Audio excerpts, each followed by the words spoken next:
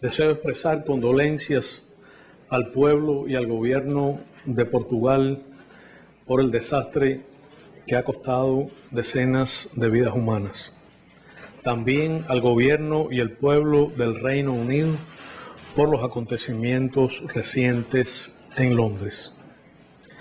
Expreso nuestras sentidas condolencias al pueblo y al gobierno de Colombia en relación con el atentado terrorista que ha provocado pérdidas de vidas. El pasado 16 de junio, el presidente de los Estados Unidos, Donald Trump, anunció en Miami la política que su gobierno ha decidido aplicar en relación con Cuba. El gobierno cubano emitió por su parte una declaración oficial. También las organizaciones de la sociedad civil cubana han hecho pronunciamientos. El presidente de los Estados Unidos aprobó, entre otras, las siguientes medidas: la prohibición de las relaciones económicas, comerciales y financieras de las compañías estadounidenses con compañías cubanas relacionadas con el Ministerio de las Fuerzas Armadas Revolucionarias y el Ministerio del Interior. La prohibición de los viajes individuales de los ciudadanos estadounidenses en la categoría de intercambios pueblo a pueblo y una mayor vigilancia sobre el resto de los viajeros. También la revisión de todos los programas subversivos contra el orden constitucional en Cuba, supuestamente para asegurar su efectividad. Asimismo, la derogación de la directiva presidencial emitida por el presidente Barack Obama en octubre del 2016, que, siendo profundamente injerencista, destinada a alterar el orden constitucional de la República de Cuba, sin embargo, reconocía la independencia, la soberanía y la autodeterminación de nuestro país, al gobierno revolucionario cubano como un interlocutor legítimo e igual, y también proponía una relación civilizada destinada a beneficiar a ambos pueblos. Aquella directiva, ahora derogada, también declaraba al bloqueo como una política fracasada que no había funcionado, que no había cumplido sus objetivos y que debía ser eliminada. Todo esto fue anunciado en el teatro llamado Manuel Artime. Manuel Artime fue el jefe civil de la brigada mercenaria que invadió a nuestro país en Playa Girón o Bahía de Cochinos. Fue en un grotesco espectáculo, salido de la Guerra Fría, ante un reducido auditorio compuesto por viejos esbirros y ladrones de la dictadura de Batista, mercenarios de la brigada de Playa Girón, terroristas, politiqueros y vividores. El presidente Trump saludó por su nombre a algunos de ellos, se rodeó de otros en el momento de la firma o los tuvo a su lado. Entre ellos, a un terrorista detenido en 1995 en California con un arsenal de armas para realizar actos violentos, que estuvo involucrado en un atentado contra el presidente Fidel Castro Ruz en 1997. Otro fue parte de una infiltración armada a Cuba en 1974.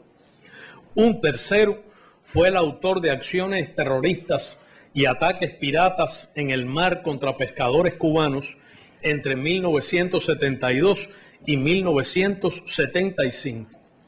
También estuvo la esposa de un sargento torturador de la dictadura de Batista, designado precisamente por el periódico The New York Times por el conocido terrorista Posada Carriles. En una entrevista, Posada Carriles fue el autor, como se conoce, de la explosión en pleno vuelo de un avión civil de Cubana de Aviación en 1976, el primer acto terrorista contra una aeronave en vuelo. Este Posada Carriles declaró al New York Times y este publicó que esta persona que estuvo al lado de Trump en la ceremonia fue uno de los que financió la cadena de bombas contra objetivos turísticos en Cuba que explotaron en 1977. Varios de estos personajes trabajaron en su momento para la CIA norteamericana. Protesto ante el gobierno de los Estados Unidos por este escarnio y lo emplazo a confirmar o a desmentir si estos terroristas que he mencionado estuvieron al lado o no del presidente Trump. Es un escarnio al pueblo cubano, al mundo y a las víctimas del terrorismo internacional en todas las latitudes. Cuando el presidente de los Estados Unidos en ese show aludió al padre del desafinado violinista que interpretó el himno de los Estados Unidos, omitió decir que el capitán Bonifacio Asa, mencionado reiteradamente por el presidente de los Estados Unidos, asesinó directamente a los jóvenes Carlos Díaz y Orlando Carvajal durante los finales de la dictadura de Batista y participó personalmente en el asesinato del conocido luchador revolucionario Frank País, también de su compañero Raúl Pujol y en otro momento del hermano menor de solo 19 años de Frank País. Es una ofensa que nuestro pueblo no podrá olvidar. Completaron el público de relleno algunos agentes extranjeros que dentro de Cuba son pagados por agencias del gobierno de los Estados Unidos. Son nuevos mercenarios. Fue indignante ver a ese público anexionista y platista responder a cada frase contra Cuba coreando USA, USA. Sin dudas, la política del presidente Trump marca un retroceso en las relaciones bilaterales. Así lo reconocen innumerables voces dentro y fuera de los Estados Unidos que mayoritariamente están expresando un rotundo rechazo a los cambios anunciados. Anticipo que dichas medidas afectarán las relaciones del gobierno de los Estados Unidos con la América Latina y el Caribe y dañarán gravemente la credibilidad de su política exterior.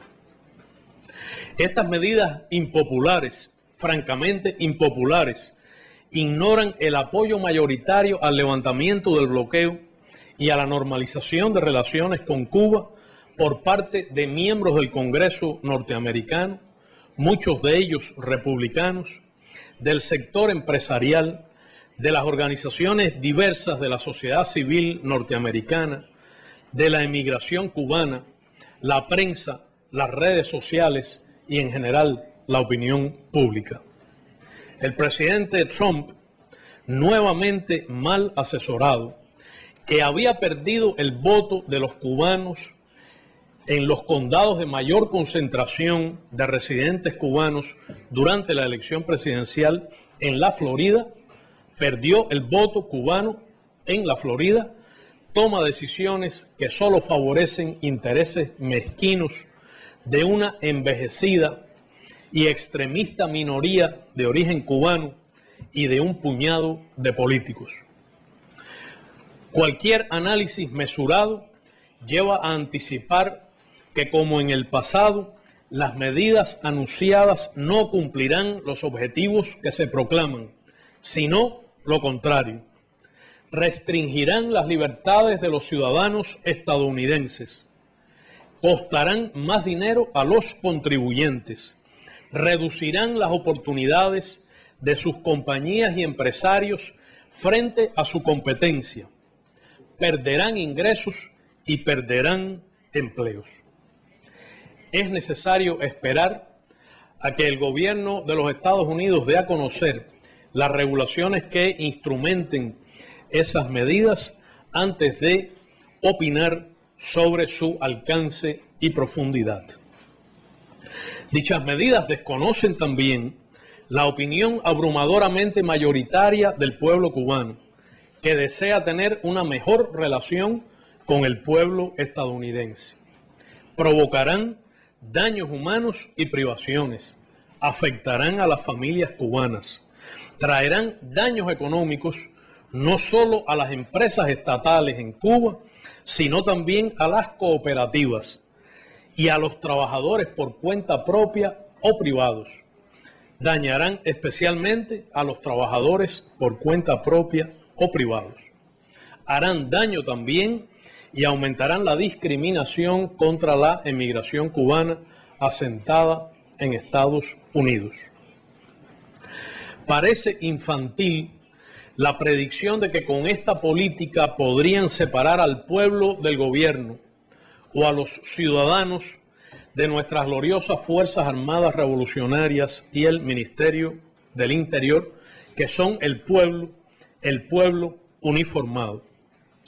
Al contrario, estas medidas refuerzan nuestro patriotismo, nuestra dignidad, nuestra decisión de defender por todos los medios la independencia nacional en el espíritu de José Martí, Antonio Maceo y Fidel Castro Ruz. Cuba rechaza enérgicamente las nuevas medidas que endurecen el bloqueo, lo que denunciaremos en la próxima Asamblea General de las Naciones Unidas, porque es injusto, inhumano, genocida, extraterritorial y violatorio del derecho internacional y la soberanía de todos los estados. Rechazo rotundamente la manipulación política y el doble rasero en el tratamiento de los derechos humanos por parte del presidente Trump. El gobierno de los Estados Unidos no tiene autoridad moral, no puede dar lecciones sobre derechos humanos ni sobre democracia. Cuba tiene mucho que mostrar y opinar al respecto. Las nuevas medidas no son en nada democráticas. Según recientes encuestas norteamericanas, el 73% de los estadounidenses apoya el levantamiento del bloqueo, el 63% de los cubanos residentes y el 62% de los propios republicanos. Curioso, el 62% de los propios republicanos.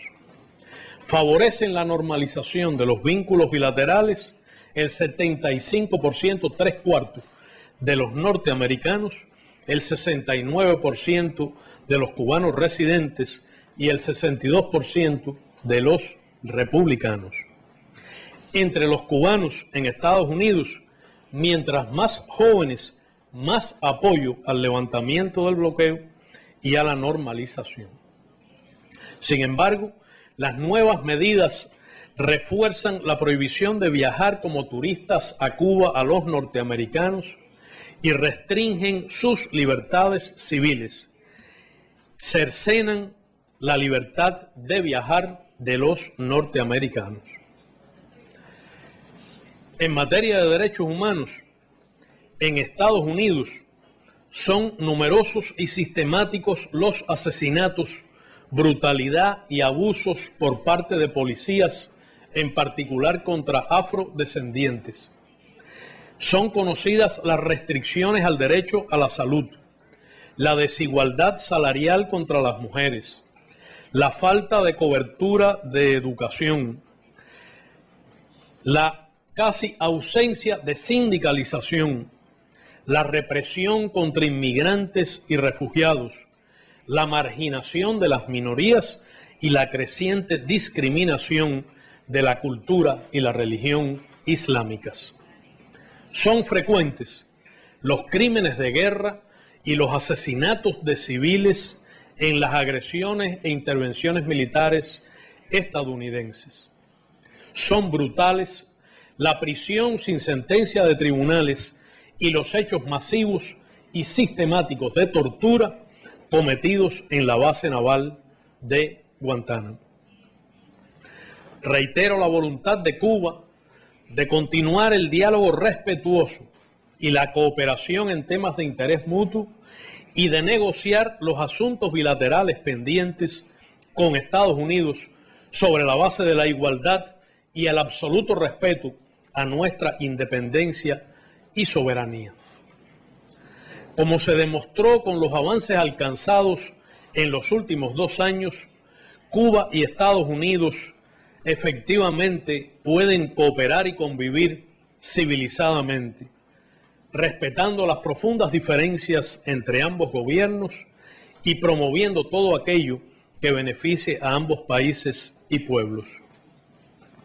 Continuaremos nuestros esfuerzos junto a las personas de buena voluntad en los Estados Unidos, que son la amplia mayoría.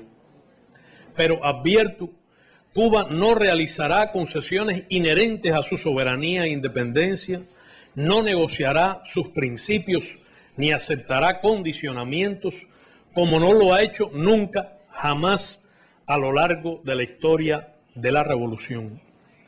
Como establece la Constitución de la República de Cuba, jamás negociaremos bajo presión o amenaza.